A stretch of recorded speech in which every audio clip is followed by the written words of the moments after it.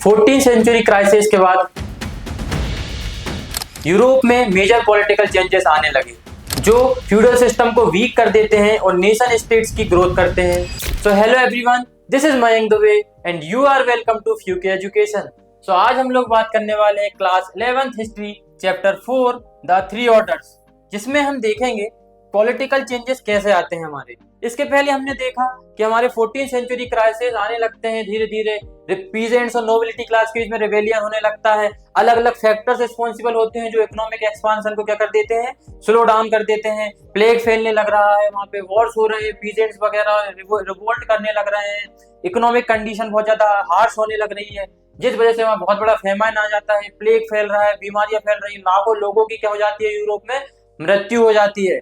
अब लाखों लोगों की मृत्यु हो जाती है तो लेबर भी क्या करते हैं, अब हाई वेजेस डिमांड करते हैं क्योंकि पॉपुलेशन कम हो गई है। नोबिलिटी क्लास को बहुत ज्यादा लेबर की आवश्यकता है, लिमिटेड लेबर है। अब लिमिटेड लेबर है तो वो लिमिटेड लेबर क्या करते हैं, हाई वेजेस मांगते हैं। हाई वेजेस मांगते हैं तो पीजेंट्स जो नोबिलिटी क्लास रहता है वापस क्या करता है, रीइंट्रोड्यूस करने की कोशिश करता है वही लेबर रेंट वाला सिस्टम। अब लेबर रेंट वाला सिस्टम वापस रीइंट्रोड्यूस करने के चक्कर में क्या होता है, पीजेंट्स इसके अगेंस्ट क्या कर देते हैं, रिवोल्ट करते हैं, क्योंकि वह पहले जैसी कंडीशन वापस नहीं चाहते थे। तो इससे नोबिलिटी क्लासेस की क्या होती है, धीरे धीरे पावर कम हो जाती है। नोबिलिटी क्लास की, फ्यूडल लॉर्ड्स की पावर क्या होती है, कम हो जाती है। अब इस वजह से इनकी पावर कम हो जाती है तो धीरे धीरे क्या होता है, जो फ्यूडलिज्म का स्ट्रक्चर था हमने देखा पहले, जो वैसेलियन सिस्टम चलता था, वो धीरे धीरे क्या होने लगता है, वीक होने लगता है। तो 14th सेंचुरी के बाद यही होता है, हमारे धीरे धीरे क्या आने लगते हैं, पॉलिटिकल चेंज आने लगते हैं। अब किस प्रकार के पॉलिटिकल चेंज आते हैं ये हम देखेंगे इसमें। सो political changes, so development in political sphere parallel social process. Social process भी चल रही है और पॉलिटिकल चेंजेस भी आ रहे हैं। क्या होता है, in the 15th and 16th century European king strengthened their military and financial power. जो यूरोप का किंग होता था, पहले तीन ऑर्डर देखे हमने, क्लर्जी क्लासेस, नोबिलिटी क्लासेस और पीजेंट्री क्लासेस। तो हमारा जो सबसे अपर क्लास का जो रहता है, क्लर्जी क्लासेस, इसमें किंग आता है हमारा। वो किंग क्या करता है, धीरे धीरे पहले किस पर डिपेंड था किंग, नोबिलिटी क्लास पे, फ्यूडल लॉर्ड्स पे डिपेंड था, क्योंकि ये उनको मिलिट्री प्रोवाइड करते थे, रेवेन्यू लेकर प्रोवाइड करते थे। अब नोबिलिटी तो वीक हो चुकी है, तो नोबिलिटी वीक हो गई है, तो किंग क्या करेगा, अपने आप को स्ट्रॉन्ग करेगा। कैसे स्ट्रॉन्ग करेगा, मिलिट्री और फाइनेंशियल पावर को ज्यादा से ज्यादा क्या करेगा, गेन करेगा। मिलिट्री पावर को स्ट्रॉन्ग करेगा अपनी, और फाइनेंशियल पावर को भी क्या करेगा, स्ट्रॉन्ग करेगा। अब कैसे करता है, the powerful new states they created were significant for Europe as the economic changes that were occurring। देखो पावरफुल जो न्यू स्टेट्स बनते हैं धीरे धीरे क्या करते हैं, वो धीरे धीरे अपने आप को पावरफुल बनाते हैं, इकोनॉमिक अपने एक्सपांशन करते हैं, इकोनॉमिक चेंजेस लाते हैं। तो हिस्टोरियंस ऐसे ऐसे क्षेत्रों को, ऐसे राजाओं को क्या बोलते हैं, द न्यू मोनार्क। अब ऐसे किंग होते हैं, नए नए स्टेट्स के फॉर्म में इमर्ज होते हैं, ऐसे राजा को क्या बोलते हैं, हमारे ये हिस्टोरियंस, हमारे इतिहासकार बोलते हैं न्यू मोनार्क, नए राजा, new monarch. Louis 11 and France, देखो कौन कौन से नए राजा हैं हमारे, देखते हैं न्यू मोनार्क कौन कौन से हैं। फ्रांस में हमारे लुइस 11 आ गए, मैक्सिमिलियन आ गए हमारे ऑस्ट्रिया में कौन आ जाता है हमारा, मैक्सिमिलियन, लुइस 11। हेनरी 7 कहाँ जाते हैं, हेनरी 7 हमारे इंग्लैंड में, हेनरी 7 इंग्लैंड में, मैक्सिमिलियन ऑस्ट्रिया में, लुइस 11 हमारे फ्रांस में। एंड इजाबेल एंड फर्डिनेंड, कौन हमारे, इजाबेल एंड फर्डिनेंड कहाँ जाते हैं, हमारे स्पेन में। ये सारे के सारे क्या होते हैं, न्यू मोनार्क होते हैं, और इन्हीं को क्या बोला जाता है, एब्सोल्यूटिस्ट क्या हो जाते हैं, रूलर। इनको ही एब्सोल्यूटिस्ट रूलर्स कहा जाने लगता है। मतलब ये मोनार्क के फॉर्म में जाते हैं, तानाशाह बन जाते हैं, अब इनकी मनमानी चलेगी पूरी तरह, तो ये क्या हो जाते हैं, एब्सोल्यूटिस्ट हो जाते हैं। Who started the process of organising standing army. अब देखो उन्होंने क्या प्रोसेस चालू की, स्टैंडिंग आर्मी रखने लगे। ये क्या रखने लगे, अपनी एक परमानेंट स्टैंडिंग आर्मी रखने लगे। इनके पास बहुत बड़ी आर्मी इन्होंने मेंटेन करना चालू कर दिया। अब परमानेंट ब्यूरोक्रेसी या नौकरशाही इसको बोलते हैं। जैसे हमारे आज स्टेट में होते हैं, कलेक्टर होते हैं, डीएसपी होते हैं, डीएम होते हैं, तहसीलदार होते हैं, अलग अलग विभाग के अलग अलग क्षेत्र के सरकारी गवर्नमेंट ऑफिसर्स होते हैं। कोई उसी प्रकार के ऑफिसर्स अपने प्रशासन में, अपने एडमिनिस्ट्रेशन में रखने लगे। कौन, हमारे मोनार्क, न्यू मोनार्क जो किंग है, जो धीरे धीरे पावर के फॉर्म में रोज कर रहे हैं, नोबिलिटी की पावर कम हो रही है, स्टैंडिंग आर्मी रखने लग रहे हैं। Isabel, Ferdinand, Henry 7, Maximilian, Louis 11, ये सारे के सारे धीरे धीरे क्या बन जाते हैं, पावरफुल मोनार्क के रूप में राइज करते हैं। ब्यूरोक्रेसी रखते हैं, परमानेंट स्टैंडिंग आर्मी रखते हैं, नेशनल टैक्सेशन सिस्टम लाते हैं। भाई पूरा का पूरा जो नेशन है हमारा, पूरा पूरा राज्य रहेगा, उस पर एक ही टैक्स लगेगा। नेशनल टैक्सेशन सिस्टम इंट्रोड्यूस करते हैं। In Spain and Portugal began to play a role in Europe's expansion overseas। अब देखो स्पेन और पोर्चुगल जैसे बड़े बड़े जो देश बन जाते हैं, ये क्या करते हैं, धीरे धीरे इकोनॉमिक एक्सपांशन करने लगते हैं, अलग अलग क्षेत्रों से ट्रेड कर रहे हैं, व्यापार कर रहे हैं, ये कंट्रीब्यूट करते हैं यूरोप के डेवलपमेंट में। इस प्रकार से धीरे धीरे क्या आने लग रहा है, हमारे पॉलिटिकल चेंजेस आने लग रहे हैं यूरोप में। अब इतने सारे पॉलिटिकल चेंज आ रहे हैं, किंग पावरफुल हो रहे हैं, मोनार्क पावरफुल हो रहे हैं। तो अब पावरफुल होने के इनके किस वजह से इनको इतना पावरफुल बनने की मतलब उनकी सक्सेस का कारण क्या है, इतने पावरफुल होना है इनकी सक्सेस का कारण क्या है? The most important reason for the triumph of these monarchies was the social changes which had taken place in 12th and 13th century. जो 12th और 13th सेंचुरी में जो हमारे धीरे धीरे सोशल चेंजेस आ रहे हैं, नोबिलिटी वीक होने लग रही है, यही तो सोशल चेंज आ रहे हैं। सोशल अनरेस्ट हमने देखा, पीजेंट्स और नोबिलिटी क्लास के बीच में कन्फ्लिक्ट हो रहे हैं, तो इन्हीं सोशल चेंजेस आने की वजह से ही इनको सफलता मिलती है मोनार्क के फॉर्म में डेवलप होने की, मोनार्क के फॉर्म में एस्टेब्लिश होने के लिए। इसी वजह से तो सक्सेसफुल हो जाते हैं, वो एक नए मोनार्क के फॉर्म में एस्टेब्लिश हो जाते हैं, पावरफुल हो जाते हैं, इकोनॉमिकली स्ट्रांग हो जाते हैं, मिलिट्री अपनी स्ट्रांग रखने लग रहे हैं।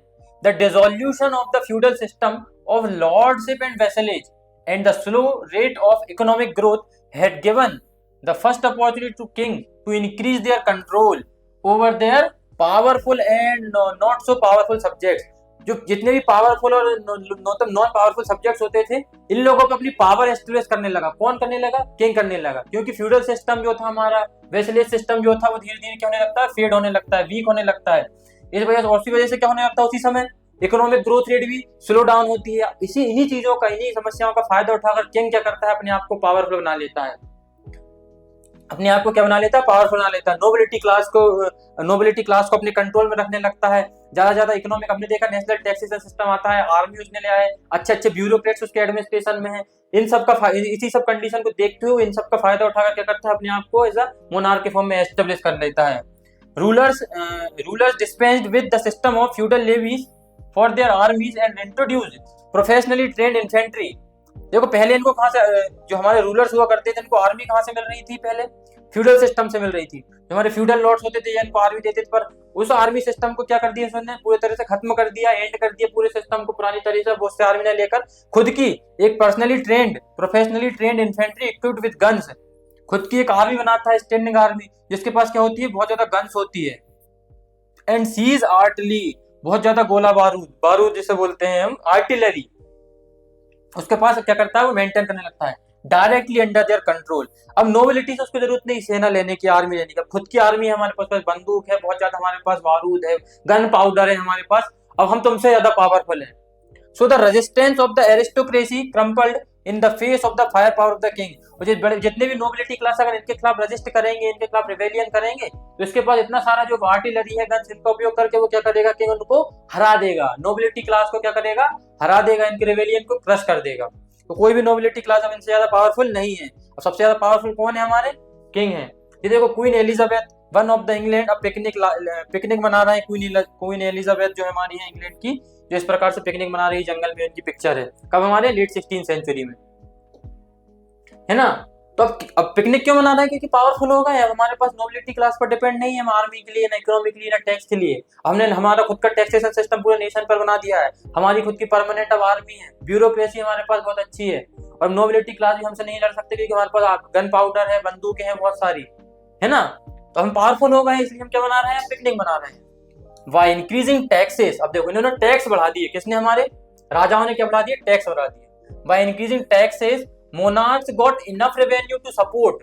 तो इनको देखो टैक्स बढ़ा दिए, तो अगर टैक्स बढ़ा दिए तो इनको आर्मी अगर मेंटेन करना है, लार्ज आर्मी को करना है, जिसमें से टैक्सेशन में जो रेवेन्यू आएगा उससे लार्ज आर्मी मेंटेन कर सकते हैं। And thus defended and expanded their frontier and overcame internal resistance to royal authority. अब जितने भी लोग इंटरनल रिवेलियन हो रहा है, भले इसके टेरिटरी के अंदर क्या हो रहा है, रिवेलियन हो रहा है, रिवोल्ट हो रहा है, विद्रोह हो रहा है, इनको भी रोक सकता है क्योंकि उसके पास अच्छी आर्मी है, और अच्छी आर्मी मेंटेन करने के लिए उसके पास प्रॉपर तरीके से टैक्स भी आ रहा है, रेवेन्यू आ रहा है, प्रॉपर तरीके से कर मिल रहा है उसको सभी लोगों से, क्योंकि उसने पूरा नेशनल टैक्सेशन सिस्टम एस्टेब्लिश कर दिया है।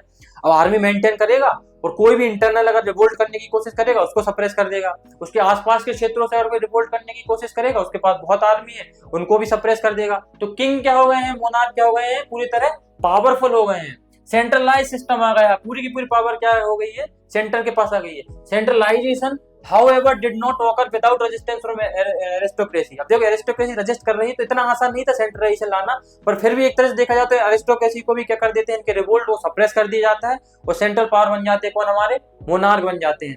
पहले डिसेंट्रलाइजेशन ऑफ पावर किस प्रकार से था, फ्यूडल्स के पास पावर होती थी, इनकी किंग एक तरह से नॉमिनल हेड हुआ करता था, क्योंकि नोबिलिटी क्लास ये आर्मी दे रही है, टैक्स सब प्रोवाइड कर रही है इनको। अब नोबिलिटी चली गई है तो सिस्टम कैसा हो गया है, पूरा पूरा सेंट्रलाइज सिस्टम हो गया है। किस प्रकार से सिस्टम हो गया है, सेंट्रलाइज सिस्टम हो गया है, कहां पर, हमारी यूरोप में, है ना।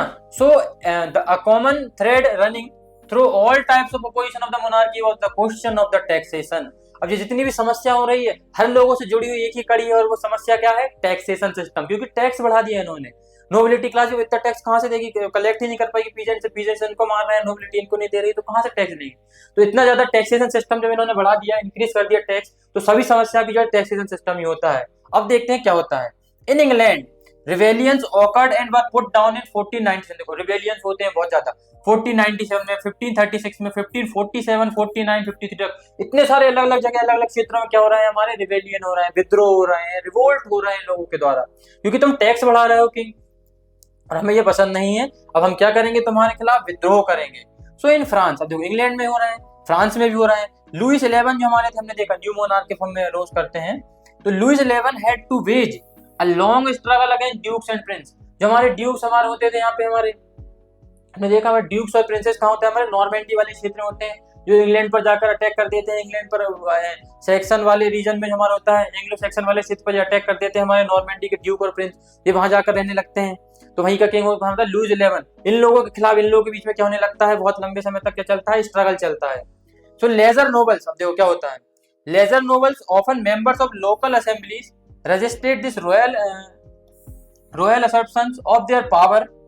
The religious wars in France in 16th century were a part of contest between royal privileges and regional liberties. इनको क्या बोलने लगते हैं, धर्म युद्ध बोलने लगे, रिलीजियस वॉर बोलने लगे। अलग अलग प्रकार के जो नोबिलिटी क्लास थे, जो छोटे छोटे मेंबर्स वो करते थे, नोबिलिटी क्लास के छोटे छोटे रिच क्लास के लोग होते थे, जिन पर इन सबका प्रभाव पड़ रहा है, ये इनको रजिस्ट करने लगते हैं, किंग को रजिस्ट करने लगते हैं। इनका हायर टैक्सेशन सिस्टम जो होता है, इसको क्या करने लगते हैं, अपोज करने लगते हैं। बाद में रिलीजियस युद्ध भी होने लगते हैं, कहीं हमारे चर्च के बीच में, चर्च हमारे जो क्लर्जी क्लासेस होते थे, अब इन लोगों को भी टैक्स नहीं मिल रहे हैं, तो इन लोगों के बीच में भी, चर्च के बीच में क्या होने लगते हैं, रिलीजियस वॉर होने लगते हैं। हमारा न्यूमोर्स कैसल है ये फ्रांस का, 15th सेंचुरी का, इतना बड़ा कासल हुआ करता था, उसकी इमेज है ये। अब क्या होता है आगे, the nobility manage the tactical shift. अब देखो नोबिलिटी से कुछ हो नहीं रहा, क्योंकि इनके रिवोल्ट रिवेलियन को क्या क्रश कर दिया जा रहा है किंग के द्वारा। तो इन्होंने एक आइडिया लगाया, एक टैक्टिक लगाई। क्या टैक्टिक लगाई, the nobility manage the tactical shift in order to ensure the their survival. उन्होंने कहा भाई हम सर्वाइव कैसे करेंगे, ना हमको टैक्स मिल रहा है, राजा भी हमको टैक्स नहीं दे रहा है, हमारे पास, हमारी भी इकोनॉमिक कंडीशन अब धीरे धीरे खराब होने लग रही है, हमारी लेविश लाइफ कैसे जिएंगे हम, नोबिलिटी के पास पावर भी नहीं बची है। तो ये क्या करते हैं, अपने सर्वाइवल के लिए एक टैक्टिक लगाते हैं। From being opponent to the new regime they quickly transform themself into loyalist. अब पहले इनके क्या थे, अपोनेंट थे नोबिलिटी क्लासेस, अब इनके क्या हो गए हैं, लॉयलिस्ट हो गए हैं, इनके प्रति क्या हो गए, वफादार हो गए। बोले हाँ सर, अब आप जो बोल रहे हैं राजा साहब, हम आपकी क्या करेंगे, जी हजूरी करेंगे, आप जो बोलोगे हम वैसा ही करेंगे। अब उनके लिए क्या हो गए हैं, ये लोग लॉयल हो गए हैं। पहले क्या थे, इनके अपोनेंट थे, अब लॉयल हो गए हैं, अब वो जो बोलेंगे वैसा वैसा करेंगे। लो भाई, लेकिन ये उनकी टैक्टिक थी। अब आगे क्या होता है, it is for this reason that royal absolutism has been called a modified form of feudalism. इसे क्या बोलने लगे हैं, मॉडिफाइड फॉर्म ऑफ फ्यूडलिज्म। अब ये क्या कहने जाते, क्या हो गया है सिस्टम, जो हमारा पहले फ्यूडलिज्म का सिस्टम था, जो मॉडिफाइड फॉर्म ऑफ फ्यूडलिज्म होने लगा है। क्या होने लगा है, मॉडिफाइड फॉर्म ऑफ फ्यूडलिज्म, क्योंकि भाई रॉयल एब्सोल्यूटिज्म में अगर है वहां सोसाइटी में, तो इतना आसान नहीं है कि नोबिलिटी क्लास फिर से राइज करें, पावरफुल बने। तो उन्होंने इस टैक्टिक को लगाया और उनके क्या हो गए, लॉयल हो गए, और सिस्टम को क्या बोला जाने लगा, modified form of feudalism. Precisely the same class of the people who had been rulers in a feudal system.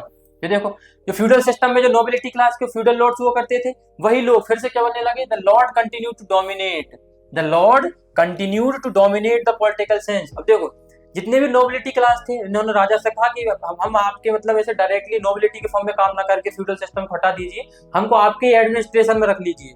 आपके मंत्री बना लीजिए, आपके सलाहकार बना लीजिए, आपकी ब्यूरोक्रेसी में रख लीजिए, हम कोई आपके उसमें रख लीजिए, हम आपके लिए कार्य करेंगे, हम आपके प्रति क्या रहेंगे, लॉयल रहेंगे।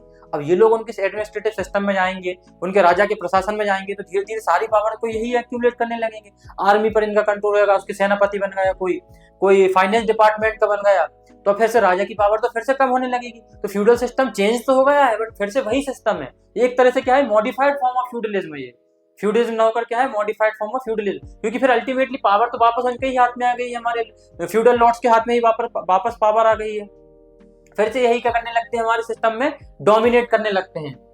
सो they were given permanent position in the administrative service. देखो इनको एडमिनिस्ट्रेटिव सर्विस में परमानेंट पोजीशन मिलने लग रही है लॉर्ड्स को।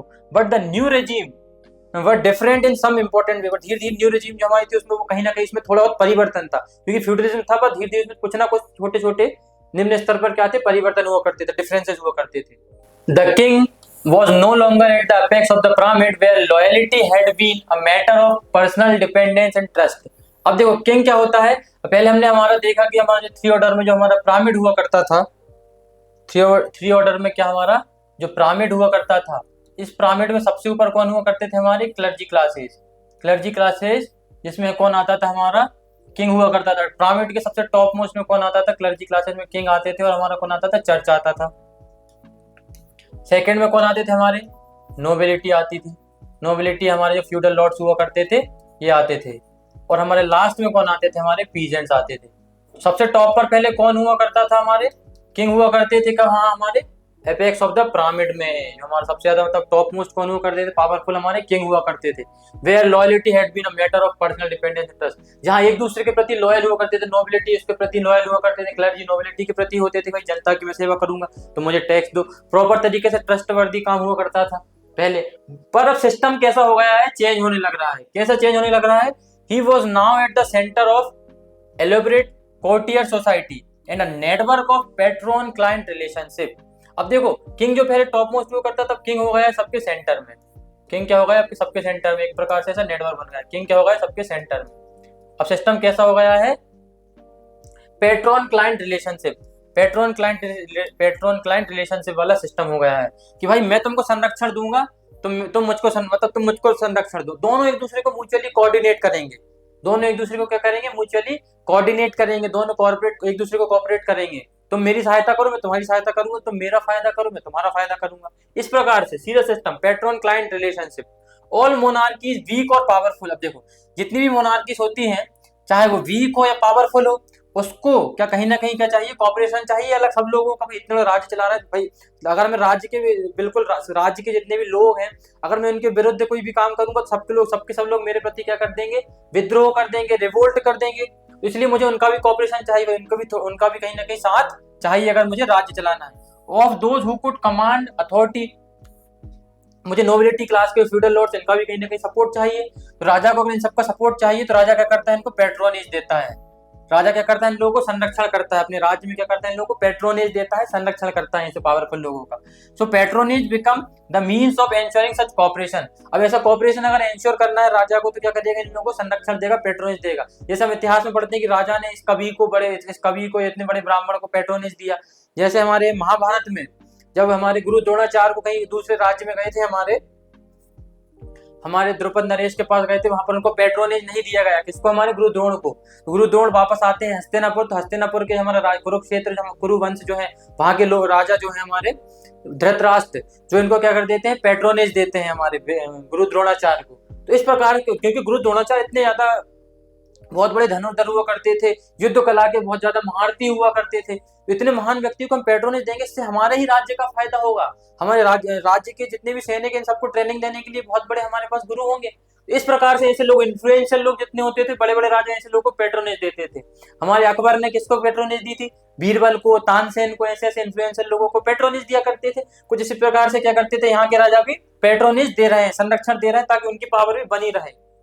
And patronage could be given and patronage could be given or obtained by means of money। अब पेट्रोनेज किसी प्रकार दो, या तो तुम मुझे धन दो, मैं तुम्हें धन दूंगा, इस प्रकार से मीन्स ऑफ मनी के फॉर्म में इनको पेट्रोनेज दी जाती थी, है ना। देयरफॉर जैसे आज भी हम देश में देखते हैं कि भाई मान लो अगर हमारे बहुत बड़े पॉलिटिशियंस होते हैं जो बड़े बड़े बिजनेसमैन को एक तरह से मान लो पेट्रोनेज के फॉर्म में रखते हैं, जब इनके इलेक्शन आते हैं तो इनको पैसा दिया करते हैं बड़े बड़े व्यापारी ताकि वो इलेक्शन जीत जाए, और इन बड़े बड़े इनको टेंडर दिलाने में बड़े बड़े व्यापारियों को इन लोगों का साथ दे देते हैं पॉलिटिशियंस लोग। इस प्रकार से पेट्रोनेज का सिस्टम चलता है, म्यूचुअल कोऑर्डिनेशन म्यूचुअल कॉपरेशन का सिस्टम चलता है। तुम मेरी सहायता करो तो मुझे फायदा दो, मैं तुम्हारी सहायता करूंगा तुम्हें फायदा दूंगा। इस प्रकार से सिस्टम चल रहा है। Therefore money became an important way in which non aristocrat elements like merchants and bankers could gain access to the court. अब देखो सबसे ज्यादा इंपॉर्टेंट क्या होगा इसमें, पैसा सबसे ज्यादा इंपॉर्टेंट होगा, धन, मनी बिकम सो इंपॉर्टेंट। भाई जो उनको मनी देगा उसको पेट्रोनेज दे देंगे, भले ही वो नोबिलिटी हो या कोई भी हम चलेगा। नॉन नोबिलिटी क्लास है तो उसको भी दे देंगे, नॉन एरिस्टोक्रेट क्लास उसको भी दे देंगे। तो ऐसे ही हमारे कौन होते हैं, मर्चेंट्स, बड़े बड़े व्यापारी हमारे बैंकर्स होते हैं, मर्चेंट या बैंकर्स होते हैं, इन लोगों के पास पैसा बहुत होता है। भाई हमारे पास भी पैसा है, नोबिलिटी के पास है तो क्या हमारे पास भी पैसा है, तो हम लोगों को भी कोर्ट में हमको संरक्षण दो, पेट्रोनेज दो। तो किंग क्या करता है, ऐसे लोगों को भी, मर्चेंट और बैंकर्स को भी पेट्रोनेज देता है जो नॉन एरिस्टोक्रेट क्लास से बिलोंग करते हैं। They lend money to the king, king को मनी क्या देते हैं, उधार देते हैं, किंग को पैसा उधार देते हैं ताकि हु यूज इट टू पे the wages of the soldier, ताकि वो सोल्जर्स को क्या दे सके, वेजेस दे सके। अब सोल्जर्स को वेजेस देंगे तो इन लोगों को संरक्षण दे रहा है ना कहीं किंग दे रहा है संरक्षण मर्चेंट्स को, बैंकर्स को। मर्चेंट्स और बैंकर्स बहुत पैसे वाले हैं, इन लोग मर्चेंट बैंकर्स क्या करते हैं, पैसा किसको देते हैं, किंग को। किंग वापस आर्मी मेंटेन करके रखता है और एक दूसरे को म्यूचुअली कोऑर्डिनेट कर रहे हैं, दोनों कॉर्पोरेट कर रहे हैं, अपना काम चल रहा है, राज चल रहा है। तो कुछ ही लोगों का पावरफुल हो जाते हैं। ऐसे ही हमारे देश में आज इसी प्रकार से भ्रष्टाचार फैल रहा है, केवल 5% लोगों के पास सारी वेल्थ एक्यूमुलेट। किंग कौन है हमारे देश का, पीएम प्रेसिडेंट हमारे किंग है। व्यापारी और बैंकर्स लोग इनका क्या कर रहे हैं, सपोर्ट कर रहे हैं कुछ इसी प्रकार से। तो यही और किंग हमारा जो रहता है वो इन लोगों को इनकी सहायता करता है और वो इनकी सहायता करते हैं इलेक्शन के समय पे। और यही लोग सबसे ज्यादा क्या हो रहा है, पावरफुल हो रहे हैं पूरे हमारे देश में। उसी प्रकार से सिस्टम यहाँ चलता था, मर्चेंट बैंकर और किंग मिलकर तीनों के तीनों क्या करते थे, रूल करते थे। रूलर्स दस made space for non feudal elements in the state system. अब देखो जो नॉन फ्यूडल लॉर्ड्स हुआ करते थे, मर्चेंट बैंकर फ्यूडल्स तो हुआ नहीं करते थे, तो नॉन फ्यूडल लॉर्ड्स को भी उसके एडमिनिस्ट्रेशन में हिस्सा दे देता है कौन, किंग, पेट्रोनेज दे देता है, संरक्षण दे देता है। The later history of the France and England was to be saved by this change in the power structure. देखो अब यही पावर स्ट्रक्चर जो बना था, इससे धीरे धीरे समय के साथ साथ क्या आने लगता है, फ्रांस और इंग्लैंड में परिवर्तन आने लगते हैं, फ्रांस और इंग्लैंड के इतिहास में परिवर्तन आने लगते हैं, चेंजेस आने लगते हैं इन सभी पावर स्ट्रक्चर की वजह से। In the reign of the child king Louis 13 of France, देखो फ्रांस में लुइस 13 होता है, जब वहां पे क्या होता है, in 1614 a meeting was held of the French consultative assembly known as estate general. तो हमारी एस्टेट जनरल मीटिंग हुआ करती थी पहले। एस्टेट जनरल्स कौन हुआ करते थे, with 3 houses to the represent 3 estate, 3 estate हुआ करते थे। हमने जो पिछली क्लासेस में फ्रेंच रिवॉल्यूशन पढ़ा उसमें देखा होगा कि हमारी 3 क्लासेस हुआ करती थी, कौन कौन सी, क्लर्जी क्लासेस, नोबिलिटी क्लासेस, और यही हमारे 3 ऑर्डर जो चैप्टर है उसमें भी यही देखने को मिलता है। और बचे हुए जो लोग हुआ करते थे वो लोग आते थे हमारे 3rd एस्टेट में। तो इन्हीं तीनों एस्टेट के बीच में क्लर्जी, नोबिलिटी और पीजेंट्स या बाकी के लोग हुआ करते थे, लोअर क्लास के हुआ करते थे, इन तीनों को भी अलग अलग क्या बोलते थे, एस्टेट्स बोला करते थे, 3 एस्टेट्स। और इन्हीं 3 एस्टेट्स के बीच में क्या होती थी, एस्टेट जनरल्स की क्या होती थी, मीटिंग होती थी। और मीटिंग कहाँ, किंग के जो हुआ करता था पहले उसमें ऑर्गेनाइज होती थी। कौन था इस समय किंग हमारा, लुइस 13 ऑफ फ्रांस। तो उस समय क्या इनके बीच में क्या होती थी, मीटिंग बुलाई जाती थी। After this it was not summoned, last time कब बुलाई गई थी, 1614 में मीटिंग बुलाई गई थी लुइस 13 के अंदर। After this it was not summoned again for nearly 2 centuries। और यही लगभग बहुत लंबे समय तक, लगभग 2 centuries तक ये मीटिंग फिर से कभी नहीं बुलाई गई, टिल 1789। पर उसके बाद बहुत लंबे समय के बाद, कब से, 1614 से लेके 1789, 1614 से लेके 1789, इतने लंबे गैप के बाद 1789 में ये मीटिंग फिर से बुलाई जाती है, because the king did not want to share power with other 3 order. क्योंकि देखो अब भाई किंग ने इतनी बड़ी मीटिंग बुलाई, अब अगर स्टेट जनरल्स की मीटिंग बार बुलाता तो इन लोग कहीं ना कहीं पावर इन लोगों के पास भी, इनके हाथ में भी आ जाती। तो किंग क्या चाहता था कि मेरे हाथ में ही सारी की सारी पावर रहे, इसलिए मैं फिर से स्टेट जनरल्स की मीटिंग नहीं बुलाता हूँ। लेकिन बहुत समय बाद जब 1789 में बहुत ज्यादा जब समस्या उत्पन्न होने लग रही है, धीरे धीरे क्राइसिस आने लग रहे हैं, इकोनॉमिक क्राइसिस, या ओवरऑल जनता भी अब राजा से नाखुश होने लग रही है। भाई राजा बहुत ज्यादा पैसा बर्बाद कर रहा है, देश को कर्ज में ले जा रहा है, समस्या उत्पन्न कर रहा है, भ्रष्टाचार कर रहा है राजा। यही अभी नेपाल में भी चल रहा है वर्तमान में, आप देखेंगे वहां पर जो हम बोल रहे हैं जेनजी लोग प्रोटेस्ट कर रहे हैं, उसका रियल कारण, उसका रियल मतलब रीजन जो है वो केवल जेनजी या सोशल मीडिया बैन करना नहीं है, उसके पीछे ये उसके पीछे की बात यह है कि वहाँ बहुत ज्यादा भ्रष्टाचार चल रहा है। वहाँ के बड़े बड़े जो लीडर्स हुआ करते थे, पॉलिटिकल लीडर्स, वो बहुत ज्यादा करप्ट हो चुके थे और इतने बड़े करप्ट हैं, देश में इतनी समस्या आ रही है। जो बड़े बड़े पॉलिटिकल लीडर्स हुआ करते थे, उनके बच्चे जो हैं बहुत ज्यादा अपनी लेविश लाइफ को सोशल मीडिया पर दिखा रहे थे। तो इन्हीं सभी पिक्चर्स को सोशल मीडिया पे वायरल किया जा रहा था कि बोले इतने जो लोग हमारे देश में इतनी समस्या आ रही है इस प्रकार से, और ये लोग क्या कर रहे हैं, अपने अपने पॉलिटिकल लीडर्स के बच्चे इस प्रकार से अपनी लाइफ को जी रहे हैं। तो इन सभी समस्याओं के चलते क्या करते हैं, नेपाल में क्या होने लगता है, प्रोटेस्ट होने लग रहा है ना। तो कुछ उसी प्रकार से क्या होने लगते हैं, यहाँ पर भी प्रोटेस्ट होने लगते हैं। कहाँ, हमारे जब राजा के विरुद्ध कौन करने लगते हैं, विद्रोह कर देती है जनता। उसी वजह से हमारा क्या होता है, फ्रेंच रिवॉल्यूशन होता है। 1789 के बाद से क्या होने लगता है, वहां पे फ्रेंच रिवॉल्यूशन होता है। उसी प्रकार से क्या होता है in England, what happen in England was very different even before the Norman conquest. Even before the Norman conquest, the Anglo-Saxons had a great council which the king had consulted before imposing any tax. अब देखो, जो हमारे Norman conquest हमारे यहाँ पर, ये हमारा England हुआ करता था, ये हमारे यूरोप वाला रीजन हुआ करता था। जो हमारे यहाँ हमारे नॉर्मेंडी वाले क्षेत्र से ये नॉर्मन लोग यहाँ एंग्लो सेक्शन वाले क्षेत्र पर क्या कर देते हैं, अटैक कर देते हैं। तो इनके अटैक करने से पहले वहाँ कैसा सिस्टम चलता था, एंग्लो सेक्शंस के लोग हुआ करते थे, उनकी कंसल्टेटिव बॉडी हुआ करती थी, एक क्या हुआ करती थी, काउंसिल हुआ करती थी, जहाँ पे राजा और इनके जो बॉडीज के बीच में क्या कंसल्ट किया जाता था कि टैक्सेशन किस प्रकार से इम्पोज करें। पहले ऐसा सिस्टम चलता था, पर नॉर्मेंडी के ड्यूक और प्रिंस ने वहां पर जाकर अटैक कर दिया, उस क्षेत्र को कंट्रोल कर लिया। अब इनका सिस्टम चल रहा है वहां पे, तो सिस्टम चेंज हो गया। यहाँ पे क्या सिस्टम आ गया, this developed into what called the parliament. यहाँ पे एक नया सिस्टम इवॉल्व होता है, कहाँ, हमारे इंग्लैंड में अब क्या बनने लगा, नया सिस्टम आ गया। नया सिस्टम क्या आ गया, पार्लियामेंट का सिस्टम आ गया। उस पार्लियामेंट में क्या थे, हमारे हाउस ऑफ लॉर्ड्स, जो हमारे क्या हुआ करते थे, हाउस ऑफ लॉर्ड्स, जिसमें क्लर्जी क्लासेस के मेंबर हुआ करते थे। House of lords, house of कौन, हाउस ऑफ लॉर्ड्स। और एक होता है हाउस ऑफ कॉमन्स, जिसमें जो नॉर्मल जनता होती है, उसे क्या बोलते हैं, हाउस ऑफ कॉमन्स। तो हमारे हाउस ऑफ लॉर्ड्स हो गए, और एक होता है कौन, हमारा हाउस ऑफ कॉमन्स। जैसे आज हमारे वर्तमान में देखते हैं राज्यसभा और लोकसभा है, हमारे अमेरिका में देखने जाते हैं सेनेट है हमारे। इस प्रकार से ऐसा हुआ करता था वहां पर भी सिस्टम। सो पार्लियामेंट हुआ करता था यहाँ पर इंग्लैंड में, पार्लियामेंट हुआ करता था। पार्लियामेंट के क्या हुआ करते थे, दो हाउस हुआ करते थे, हाउस ऑफ लॉर्ड्स और हाउस ऑफ कॉमन्स हुआ करते थे। हाउस ऑफ कॉमन्स में बाकी के लोकल टाउन्स के लोग हुआ करते थे, और हाउस ऑफ लॉर्ड्स में क्लर्जी क्लासेस के लोग हुआ करते थे, और जो चर्च के लोग हुआ करते थे। उसके बाद क्या होता है, इंग्लैंड में पार्लियामेंट का सिस्टम तो डेवलप हो गया है। तो किंग चार्ल्स जो होते हैं, कौन, king Charles ruled for 11 years without calling a parliament. अब इंग्लैंड में भी पार्लियामेंट का सिस्टम है, पार्लियामेंट आएगी, जनता डिस्कस करेगी, टैक्स लाना है या कोई भी नया लॉ इंट्रोड्यूस करना है, तो उसके लिए डिस्कशन होता था। परंतु किंग चार्ल्स ने बहुत समय तक पार्लियामेंट नहीं बुलाई, बहुत लंबे समय तक क्या करता है, पार्लियामेंट नहीं बुलाता, लगभग 11 साल रूल करता है। तो क्या समस्या होती है यहाँ पे, when he was forced to call it because he needed money, a section of parliament decided to go war against him and later executed him and established the republic.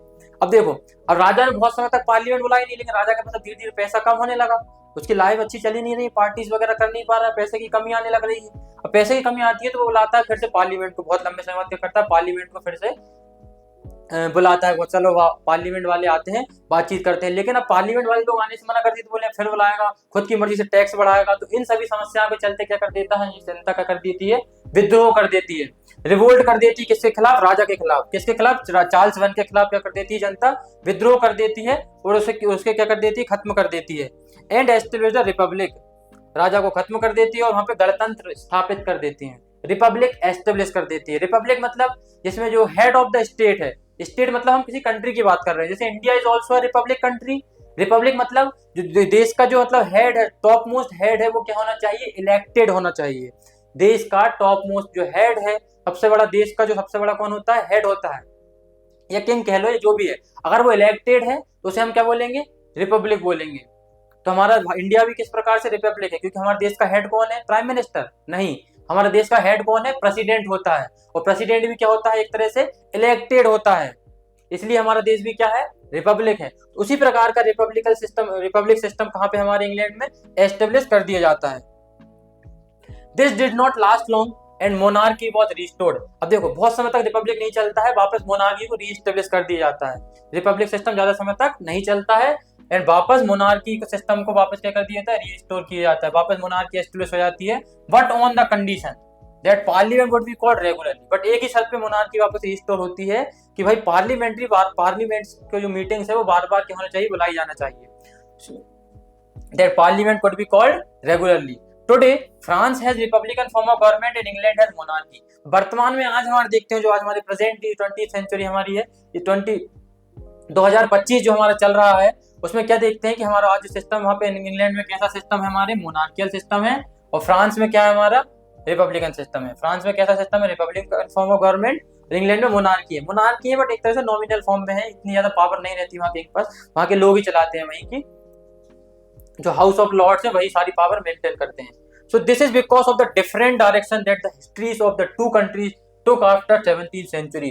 17th century के बाद इतने सारे changes आने लगते हैं और वहाँ का पूरा क्या इतिहास बदल जाता है। जो पहले इतना एंशिएंट समय पर कितना अलग सिस्टम चल रहा था, वह नए मॉडर्न स्टेट्स के फॉर्म में, नए मॉडर्न कंट्रीज के फॉर्म में इवॉल्व करते हैं। हमारे फ्रांस, इंग्लैंड और पूरा का पूरा यूरोप का क्या एक तरह से स्ट्रक्चर चेंज हो जाता है।